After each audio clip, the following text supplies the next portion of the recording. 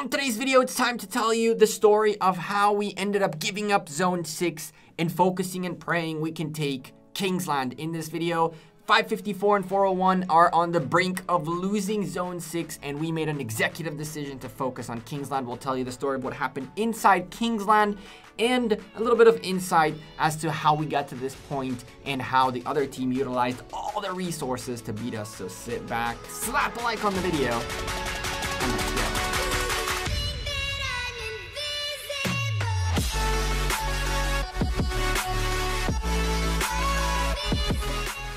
Hey there YouTube, welcome back to Gekko Gaming. Before we start really quickly, if you don't know how to shave, you probably shouldn't shave, especially not at 4 a.m.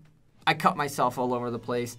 Oh my goodness. Anyway, as we start this video, we are in Kingsland now. We kind of skipped forward in time, but to catch you up really quickly on what happened, Zone 6 was 3 days of madness. We held 2 frontiers like crazy and barely managed to hold on. At some point, the executive decision was what we're going to do is we're going to set up to be able to go into Kingsland.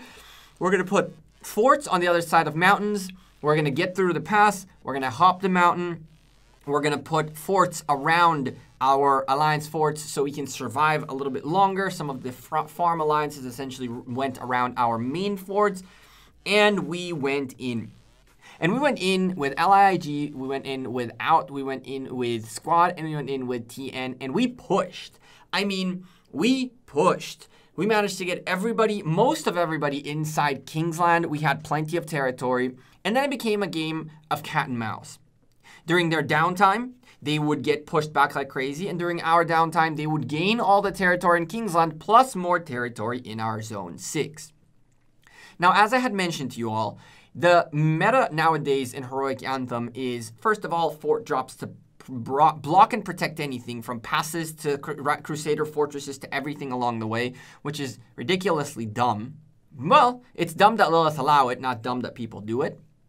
And on top of that, the meta in terms of placement on the map is if you go to sleep, you 24-hour bubble, you don't go back to safety. Because by staying in place, you can stop your opposition from being able to teleport. Now, in the case of these guys, they have 9 kingdoms in Kingsland.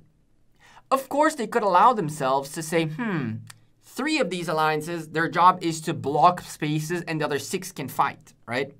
And what ended up happening is that during their downtime, these guys would not leave us very little room to maneuver. And then during their uptime, they would just clean us out. And because we were so little people, when the little folks who were online, had to TP to all these different frontiers, and we couldn't abuse the same meta, quote unquote, of leaving yourself in the place that you are and bubble. We've had situations in which I believe Nyx and even Ava a couple times ended up like way deep in alliance in enemy territory. It was kind of nutty. While that was going on, LIIG managed to drop a fort in a Zone 6 that belonged to the water camp, I believe. And with that, Squad hopped a wall and managed to get a couple of flags in that Zone 6. And for the one night, we held a really, really good area in their Zone 6 all the way until we hit the fort blocks. And once that happened, well, that was that. They came back online and wrecked us. But in the meantime, we were holding this alliance fortress for dear life. Now, here's the problem. With everything that went down, LIIG had only that one fort available. And as you can see, we're already 5.8 million deep in the hole. But there was still more to come.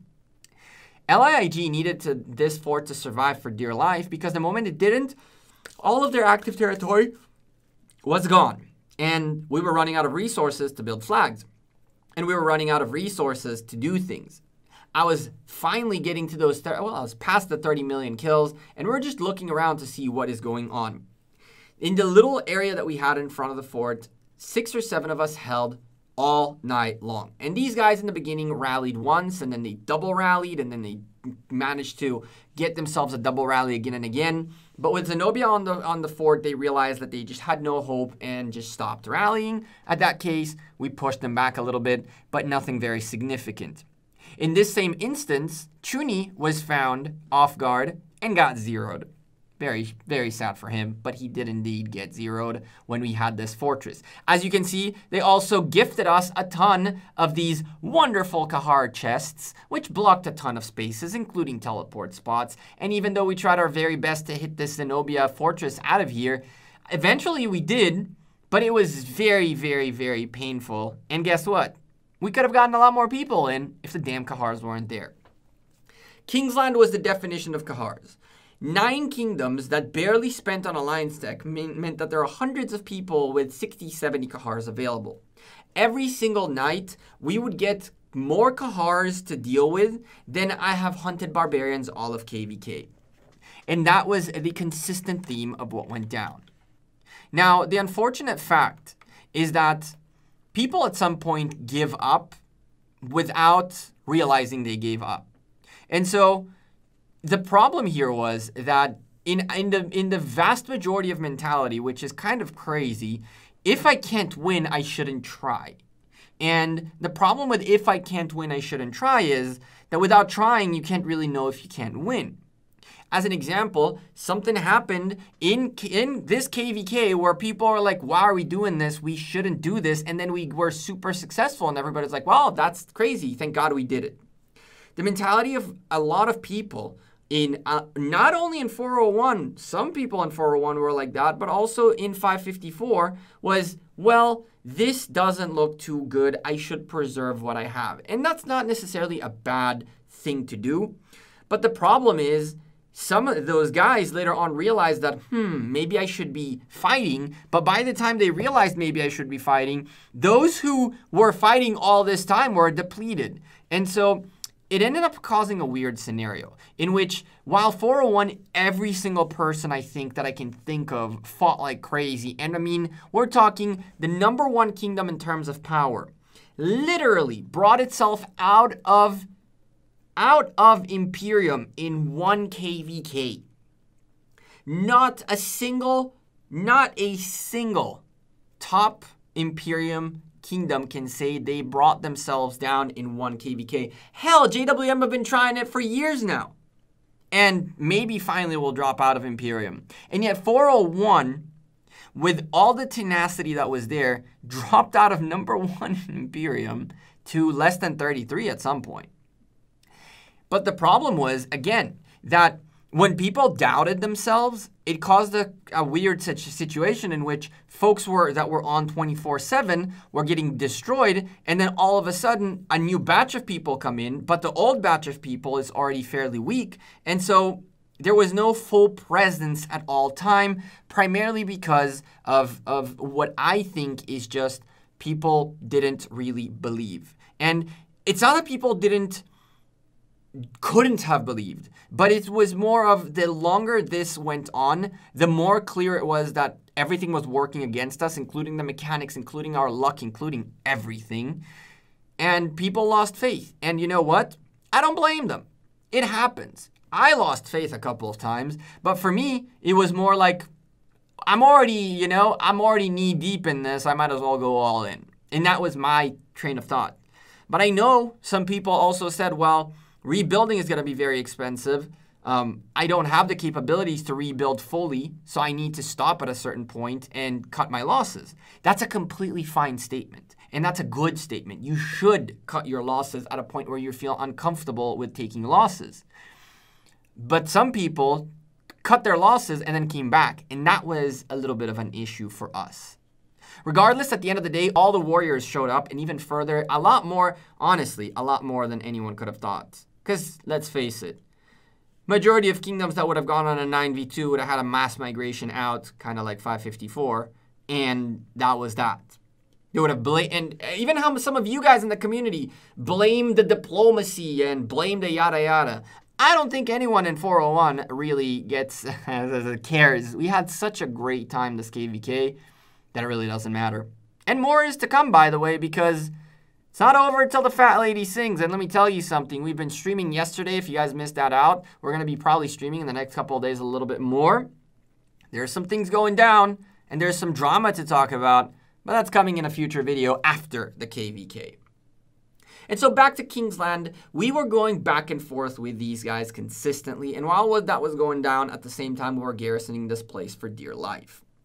Now, the problem, another issue that we faced was that resources for alliances were not ideal. And now, obviously, they can't be ideal after you're spending 3 days fighting in Zone 6 and getting wrecked, and then 5 days in Kingsland. 5 days in Kingsland, putting down flags and getting burned, and putting down flags and getting burned, and putting down flags and getting burned. You run out of resources, and our folks are running out of troops to even fight. Why do you want them to go gather? It caused a weird scenario, because again, once these guys took our Zone 6, active territory was very hard to find with the exception of Zone 4. And so the back and forth of resource need and waiting for resources to drop another flag, to drop another fort, so forth and so on, was a real pain in the butt. And I don't know if it's because of lack of management of resources. I don't think it is. It was straight up fighting. It was straight up dropping stupendous amounts of flags all over the place and losing them to 9 kingdoms. And so we found ourselves tapping the Kahar chests, hoping and praying they go away soon so we can squeeze some more people in to hold on to this flag and to this fort. And so we did. We stayed there all night while the gang pushed in Kingsland. And during their downtime, the Korean community during its downtime is completely down. You can literally, if they don't pay attention, you can literally take everything away from them. But the problem is they know this, and so they place themselves in ways, as you can see right here, where even if you push them out and you take their flags and you do their thing, they're still protecting their territory very well. Now, in this scenario, they were starting to get back online, starting to rally things. Unfortunately, though, for them, the rallies were not too successful until I had to essentially go to sleep. And when I went to sleep, Faith held on for dear life to that for that fortress for a very, very long time. But with the mixed troops and double rallies hitting nonstop, and only 6-7 people able to get here, you can't hold. When it was a Zenobia full infantry, the trades were so good that it was worth it. They actually stopped rallying. But with mixed troops and all of these guys here, and that's that, you can't expect the defense to hold, and it didn't. It took a little bit of time, and then that fort burned, and then it went. Now, fort got so close to burning, by the way, to going away, that when we TP'd in there for the first time, if it had burned one more time, it was done. But we managed to hold on to it to the point where it recovered the ability to get burned 3 times and still hold. And Faith and the crew held the 3 burns. It burned, they extinguished, they held a little bit, but they couldn't hold for long enough for there to be another burn, and then it burned and then extinguished. And I think they got another burn in because they managed to hold long enough, and it burned and they extinguished. And all of that process was about 4, 5, 6 hours worth of agonizing hold. And then this guy right here showed up. And this guy, reinforced with cabs, is one of their kings. That's right. In this KVK, we zeroed, I believe, 3 kings out of these kingdoms. In particular, the guys in the wind camp, which are truly, truly, truly, in terms of all the people that we fought, probably the cockiest ones and probably the least fun to play against, because they just do what they need to do to win at all costs, to the point where even they don't care about their own allies. And we know this as they fought their own allies in Zone 5.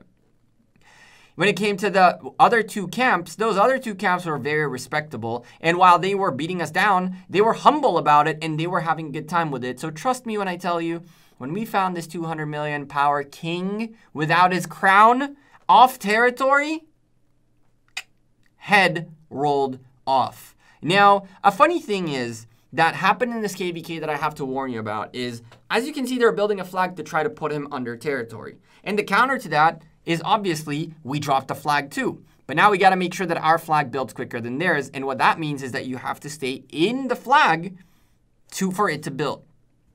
We managed to do that indeed. You'll see in a bit that our flag did build first and their flag got swarmed and rallied and slowed down enough.